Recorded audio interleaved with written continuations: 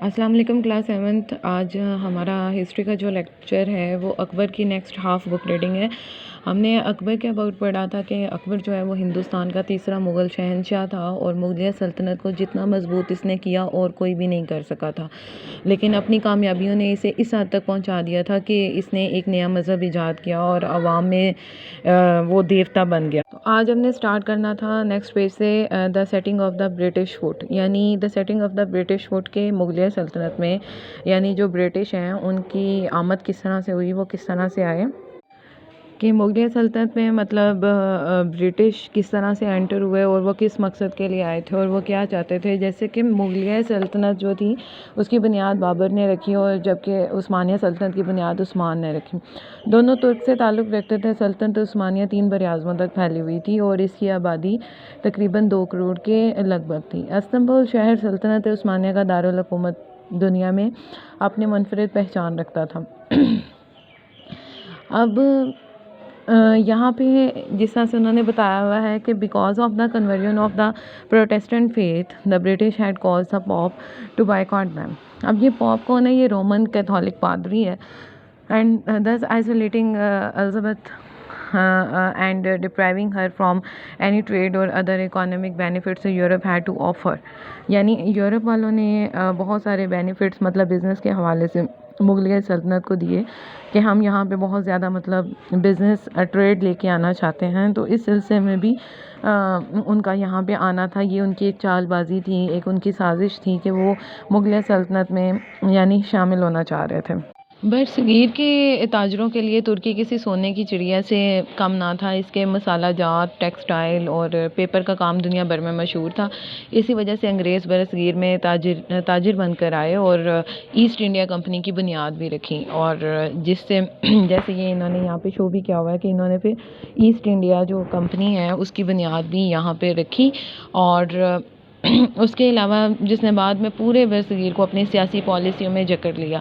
اور 1739 سے مغلیہ سلطنت کا زوال جو ہے وہ شروع ہو گیا، جو چلتا ہوا بالآخر 1857 کی جنگ آزادی تک مغلیہ سلطنت کو پوری طرح نگل چکا تھا. یعنی ظاہر ہے کہ اگر یہاں پہ جو ہے وہ برٹش آئے تھے تو وہ کسی نہ کسی مقصد کے لیے آئے تھے. تو اس طرح سے جو ہے مغلیہ سلطنت کا زوال بھی شروع ہو گیا ان کے آنے سے. The last few years of Akbar were filled with problems created by his own sons.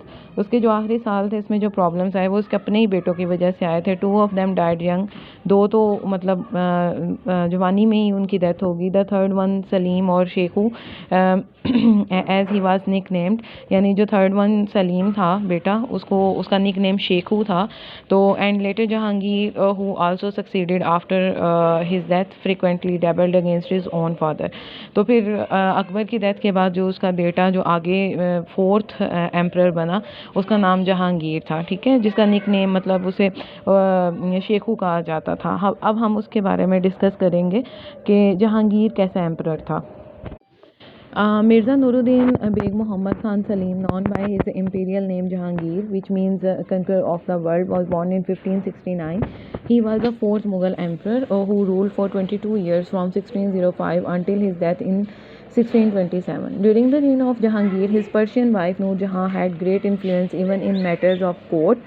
Although he had other wives, including the daughter of Raja Rai Singh, Maharaja of Bikaner, and few other Hindu women, Queen Noor Jahan still resonates as a charming and powerful woman in our history, perhaps like Razia Sultana of the Delhi Sultanate before the Mughals.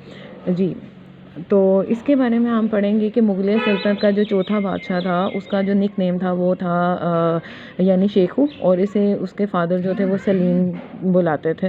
اور جہانگیر جو ہے وہ ایک ذہین مطلب اسے بادشاہ کہا جاتا ہے، یعنی وہ ایک ذہین بادشاہ تھا.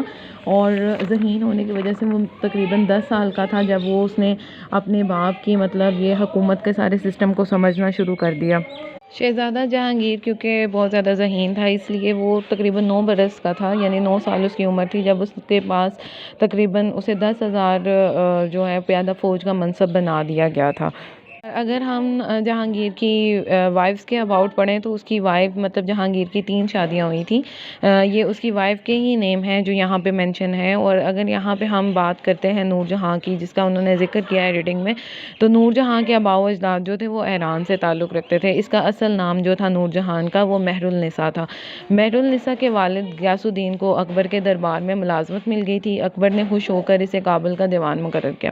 اب جہانگیر نے نور جہاں کو مہر النساء کو نور محل کا خطاب بھی دیا. وہ ایک بااثر خاتون تھی, وہ ایک طاقتور شخصیت کی حامل تھی. وہ جہانگیر کے ساتھ تمام سرگرمیوں میں برابر کا حصہ لیتی تھی.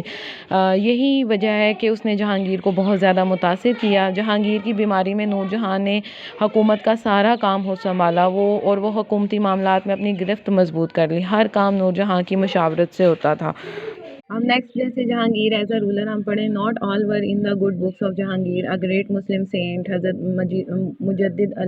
حضرت مجدد الف ثانی امام ربانی شیخ Ahmad Sirhind Al-Faruqi lived during the reign of Jahangir.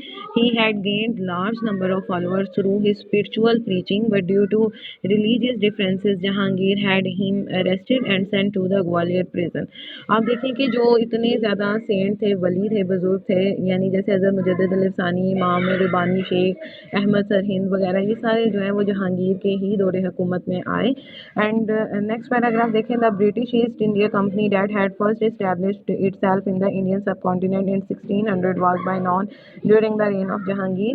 یعنی جس طرح سے برٹش ایسٹ انڈیا کمپنی کا ہم نے پہلے بھی پڑھا تھا اکبر کے دور حکومت میں کہ کس طرح سے برٹش والے جو ہیں وہ مغلیہ سلطنت میں شامل ہوئے. تو یہ ایسٹ انڈیا کی کمپنی کی بنیاد بھی جو ہے وہ جہانگیر کے زمانے میں رکھی گئی. اور during Jahangir reign the Mughal empire was relatively stable and enjoyed immense economic prosperity with arts and literature developing and the culture thriving.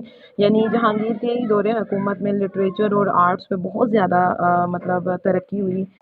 یہاں پہ عدل Jahangir that literally means justice of Jahangir. آپ اس کو ہائی لائٹ بھی ساتھ ساتھ کیا کرو, جو امپورٹنٹ انفارمیشن آپ کو بک ریڈنگ میں ملتی ہے اس کو ساتھ ساتھ آپ ہائی لائٹ کیا کریں, یہ آپ کے کانسیپٹ ہوتے ہیں. اینڈ لاسٹ میں however constant handling of his rebel son Shah Jahan kept Jahangir occupied for a long time and this stress continued to undermine his health. He died while travelling from Kashmir to Lahore in 1627. He was succeeded by his own son Shah Jahan.